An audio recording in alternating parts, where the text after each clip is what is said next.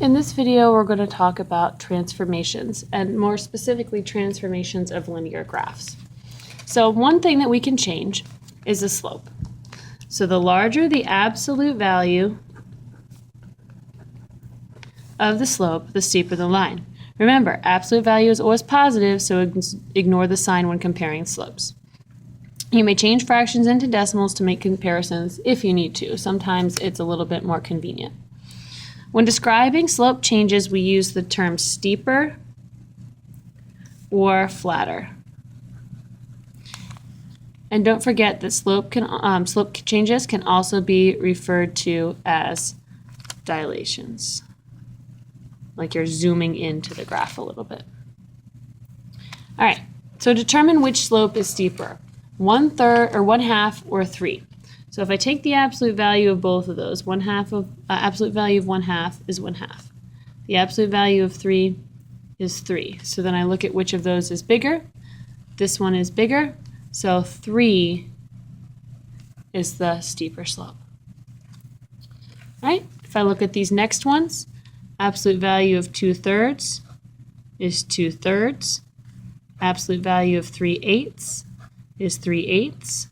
Now, some of you can compare those fractions and know that 2/3 is larger, but if you weren't sure, you can put 2 divided by 3 in your calculator, and this gives you 0.6 repeating.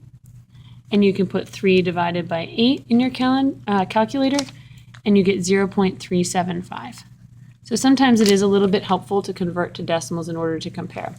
So the larger absolute value is the 0.6 repeating, meaning that the larger slope, the steeper slope, would be 2/3. All right, next example, I have absolute value of -2 or the absolute value of 3/4. Absolute value of 2 is 2. Absolute value of 3/4 is 3/4. I look for the larger number.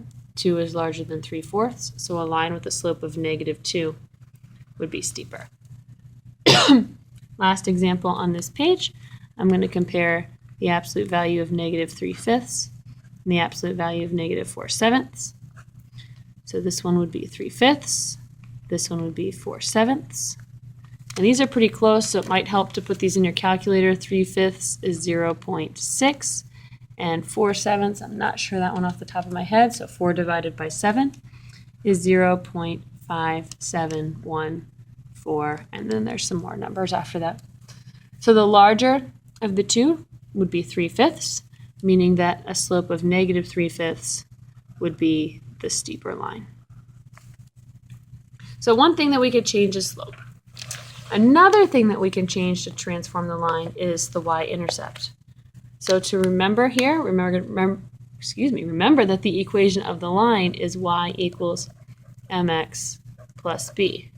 And in this equation, the b is the y-intercept. Changing the b will move the line either up or down. When b becomes positive, the line moves up. When b is negative, the line moves down. To find the change, we subtract the first intercept from the second intercept. So if I look at these two here, I have 2x minus 3 and 2x plus 4. So we want to find out what change has occurred from this line to this line. My slopes are the same, so they're the exact same steepness. Okay, so I'm going to take the second term, I'm going to do 4 minus -3. 4 minus -3, we all know, is the same as 4 plus 3, so I get 7. So what's happened to this line is that it has shifted 7 units up. That's what the positive 7 represents. And if you think about this, this has a y-intercept of -3, so that would be down here. And then the second one has a y-intercept of 4. So if we think about that on the picture, and we can count the spaces in between. So we've gone up 1, 2, 3, 4, 5, 6, 7, which makes sense based on our answer here. All right. Example number 2, again, same slope, but they have different y-intercepts. So we take the 1 and we subtract the 3. 1 minus 3 is -2, so it's always good to interpret that number. So -2 means this has gone 2 units down. And again, you could think about that on a picture if you like. I'm starting at 3, and my second y-intercept is at 1, so I've gone 1, 2 units down. All right, last example on this page. Started at -3, I went to -6. I'm going to do -6 minus a -3, which is the same as -6 plus 3, which gives us a -3. So the negative means we went down 3 units. So we went 3 units down. And again, if you think about this on a graph, here's -3, 4, 5, 6, and I moved from here to here, so I went down 1, 2, 3 units. So 3 units down. So far we've changed the slope, we've changed the y-intercept, and now we're going to talk about a parent equation. We're going to kind of put all this information together.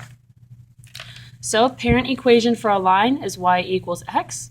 The slope is 1, the coefficient on the x is 1, and the y-intercept is at 0, 0. Nothing's being added here. Right? When we are describing transformations, we look for 3 things. We look to see if the line is reflected. And we talked about that means reflected across the x-axis, not across the y-axis. So reflected across the x-axis. And we can tell it's been reflected if the slope is negative. The second thing we're going to look for is if the line is steeper or flatter than the parent equation. If the absolute value of the slope is larger than 1, it's going to be steeper. If it's smaller than 1, it's going to be flatter. And the third thing we look for is if the line moves up or down along the y-axis. If the y-intercept is positive, we've moved up. Or if it's negative, we've moved down. A couple of examples here. So we're describing the transformation of the parent equation. So the first thing I looked at is I look at the slope. It's a positive slope, so this one is not reflected. It's not upside down. And then I look at the slope itself. I have 3/4. 3/4 is less than 1, so this is going to be a flatter line. Okay. And then I look at the y-intercept. It's a -2, so this has been shifted down 2 units. So 3 things to look at. If it's been reflected, is it steeper or flatter? And then has it been moved up or down? All right, next example, number 1. So has this been reflected? Yes, the slope is negative, so this one has been reflected. It's been flipped upside down. Number 2, I look at the absolute value of the slope. The absolute value of -5/4 is 5/4. 5/4 is larger than 1, so this is going to be steeper than the parent equation. And last, I look at the y-intercept. The y-intercept is a +2. So what that means is that this is moved up 2 units. Right. Example 3, same idea. First thing I need to look at is, has this been reflected? And the answer is yes, in fact, it has been reflected because the slope is negative. Then I look at the slope itself, absolute value. So absolute value of -2/3 is 2/3. 2/3 is less than 1, so this is a flatter line. And then last but not least, I look at the y-intercept. It's a -3. So this one has been shifted down 3 units.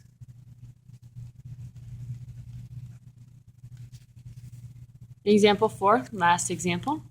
I look at my slope. It's positive, so this one is not reflected. No change there. Number 2, I look at the absolute value of my slope. Absolute value of 2 is 2. So this one is going to be steeper because 2 is greater than 1. And then I look at my y-intercept, which is a +3. This means this graph has gone up 3 units.